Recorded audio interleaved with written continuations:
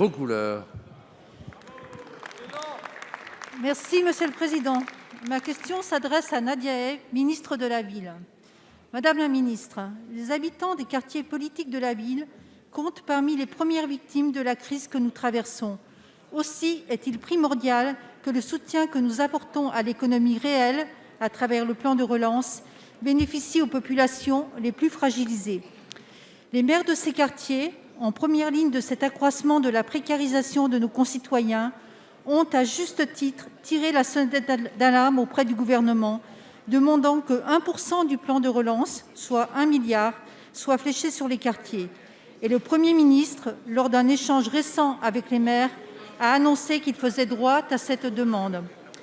Le plan de relance, dans sa copie actuelle, ne méconnaît pas la situation des quartiers et de nombreuses lignes de ce plan ciblent particulièrement les quartiers fragiles. Toutefois, la demande des maires vise à l'efficacité des crédits alloués. Parce qu'ils connaissent parfaitement les quartiers qu'ils administrent, les maires demandent à disposer de leviers financiers qu'ils puissent activer simplement et rapidement et dont ils puissent mesurer l'impact à court terme. À ce titre, à travers le rappel du 14 novembre, les maires proposaient la création d'un Conseil national des solutions chargé de repérer et de dupliquer des projets qui ont fait leurs preuves sur le terrain et surtout d'évaluer la mise en œuvre des politiques publiques et leur efficacité. À cette heure, cette demande n'a pas été acceptée. Cependant, il faut privilégier l'efficacité sur toute autre considération.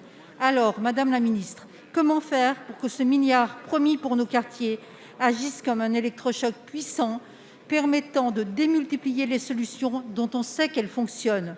Ferez-vous confiance aux maires pour mettre en œuvre une relance adaptée aux situations propres de chacun de nos quartiers? Je vous remercie. Merci, chers collègues. La parole est à Madame Nadia Hay, ministre déléguée chargée de la ville.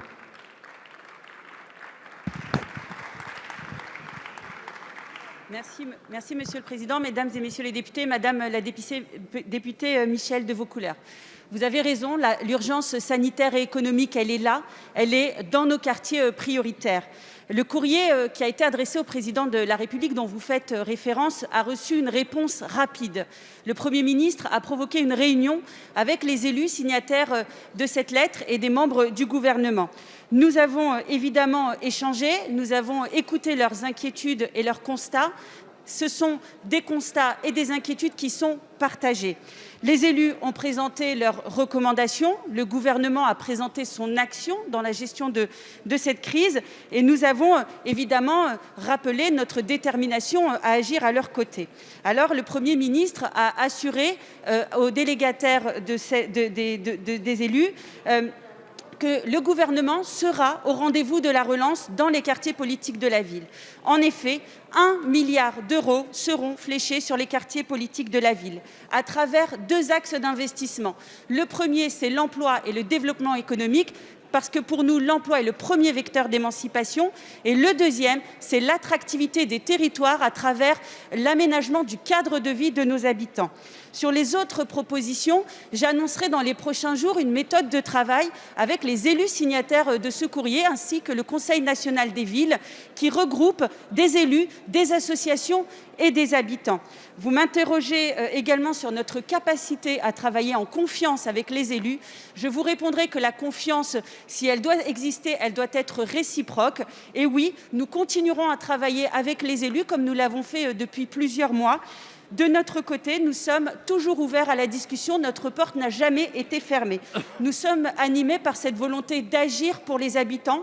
Ils sont là, ils nous regardent, ils ont des attentes et c'est là l'essentiel de répondre évidemment à cette attente et à leurs besoins. Je vous remercie.